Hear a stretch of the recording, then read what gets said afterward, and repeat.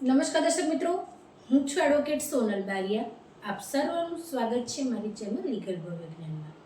દર્શક મિત્રો, એક મિત્રોનો પ્રશ્ન છે કે અમારી જે ખેતીની જમીન છે તે હાલની અંદર સંયુક્ત ખેતીની જમીન છે, એની અંદર કોઈ પણ પ્રકારનું વિભાજન કરવામાં નથી આવેલું, પરંતુ તેમ છતાં પણ મારા કાકા છે એ બધા જે કાકાઓ છે તેમના નામો છે, પરંતુ મારા પિતાનું નામ નથી.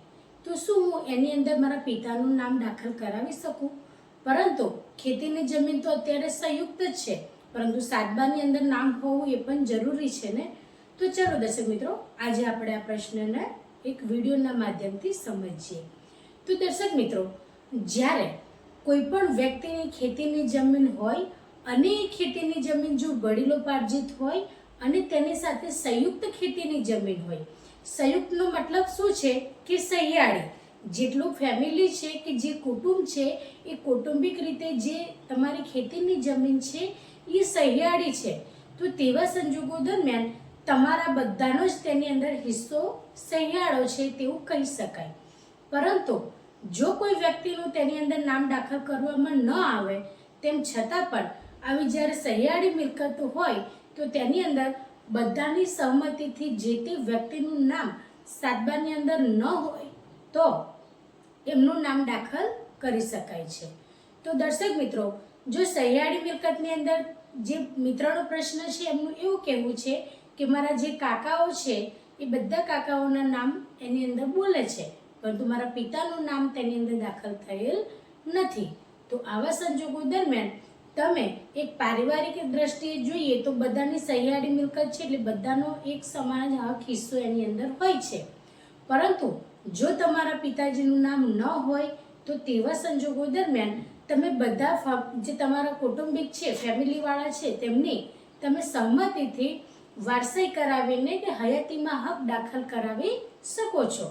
જો બધાની સહમતિ હશે તો બધાની સહીઓ લઈને તમારા પિતાનું જે તે તમારા કાકાઓના નામ જે બોલે છે ખેતીની જમીનમાં, કદાચ તમારા પિતાના પિતાજી પણ જીવિત હોય તો એ બધાની હાજરીની અંદર હયાતીમાં હક દાખલ થઈ શકે છે. અને આ હયાતીમાં હક દાખલની પ્રક્રિયાની અંદર જેટલા પણ સાતબાની અંદર નામો છે એ બધાની સહીઓ લઈ બધાની સંમતિથી તમારા પિતાનું નામ દાખલ થઈ શકે છે. અને તે દ્વારા દર્શક મિત્રો, તમારા પિતાનું નામ જે બાકી રહી ગયેલું હોય તો એની અંદર તમારા પિતાનું નામ પણ દાખલ થઈ શકે છે. પરંતુ જેટલા પણ નામ આપણે સાતબારની અંદર છે, આપણે એમને અરજદાર પણ કહી શકીએ. એ બધા જ જેટલા પણ કૌટુંબિક સભ્યો છે એ બધાની સાઇન અને સમજૂતી દ્વારા એમની સહમતિ હોવી એ આવશ્યક છે.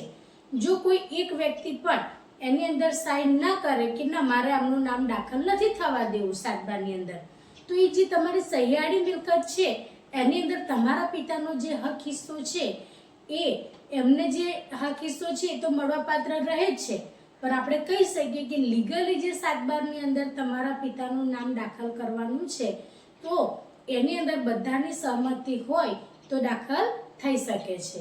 બીજી બાબત એ છે દર્શક મિત્રો કે જો તમારા પિતાના પિતાજી અવસાન પામેલા હોય અને જે તે સમયે જો વારસાઈ દ્વારા તમારા કાકાએ જે તે તમારી જે ખેતીની જમીન છે એની અંદર જો વારસાઈ દ્વારા નામ દાખલ કરેલા હોય અને તમારા પિતાનું નામ જો દાખલ ન કરેલું હોય તો આવા સંજોગો દરમિયાન જે તે નોંધ પડી તેની તમે કહી શકો કે વાંધો ઉઠાવી શકો છો. કારણ કે જો તમારા પિતાનું અવસાન થયું હશે તે સમય દરમિયાન પેઢીનામું રજૂ કરવામાં આવ્યું હોય અને પેઢીનામાના આધારે વારસાઈ થાય તો જે વ્યક્તિ અવસાન પામે છે તેમના કેટલા દીકરા દીકરીઓ છે એ પેઢીનામાના આધારે ખબર પડતી હોય છે. તો જો સાતબાની અંદર તમારા કાકાઓના નામ દાખલ થયેલા હોય તો તમારા પિતાનું નામ કેમ નહીં, એનો પણ તમે વાંધો ઉઠાવી શકો છો. અને એ જે તે નોંધ પડી હોય એ નોંધને તમે વાંધા અરજી કરીને કલેક્ટર સાહેબ શ્રી સમક્ષ તમે એ અંગે વાંધા અરજી કરી શકો છો કે મારા પિતાના અવસાન પછી આ જે વારસાઈ થઈ તેમાં મારું નામ દાખલ કરવામાં નથી આવેલું અને મારા ભાઈઓ છે એટલે કે તમારા પિતાના જે ભાઈઓ છે એમના નામ દાખલ કરવામાં આવેલા છે. તો એવું રીતે કેવી રીતે બની શકે? કારણ કે મારું તો પેઢીનામાની અંદર ઉલ્લેખ જ નહીં કર્યો હોય, જેથી કરીને મારું નામ સાતબાની અંદર નથી આવેલું. એટલે આ રીતના પણ જો ઘટના બની હોય તો તમે એ પણ વાંધો ઉઠાવી શકો છો.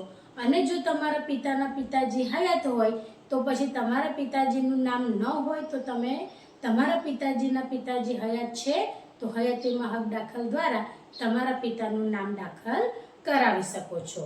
એટલે આની અંદર તમારે બે પ્રશ્ન યાદ રાખવાના છે કે જો તમારા પિતાના પિતાજી એટલે કે તમારા દાદાજી હયાત નથી અને તમારા કાકાજીના નામ સાતબાની અંદર ચડેલા છે તો તમે વાંધા અરજી લઈ શકો છો.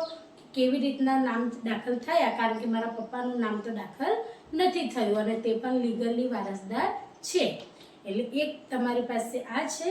બીજો પ્રશ્ન એ છે કે જો તમારા પિતાજી હયાત હોય તો પછી તમે હયાતીની અંદર જો જે તે સમયે તમારા કાકાઓના નામ દાખલ કર્યા હોય તો એ જ રીતે તમારા પિતાનું નામ પણ દાખલ કરી શકો છો. પરંતુ જો પારિવારિક કોઈ આંતરિક તમારે કોઈ પણ મેટર હોય કે તમારે કોઈ પણ પ્રકારની ખેતીની જમીનમાં તમારા કાકાઓ સાઇન ના કરતા હોય તો પછી જો તમારા પિતાજીના પિતાજી જીવિત હોય તો એમના અવસાન પછીથી વારસાઈ દ્વારા તમારા પપ્પાનું નામ દાખલ થઈ જશે સાતબાની અંદર.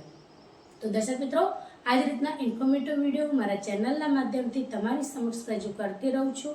જો તમને વિડીયો સારો લાગ્યો હોય તો તેને લાઈક કરજો, શેર કરજો અને ચેનલને સબસ્ક્રાઈબ કરજો. જય હિન્દ.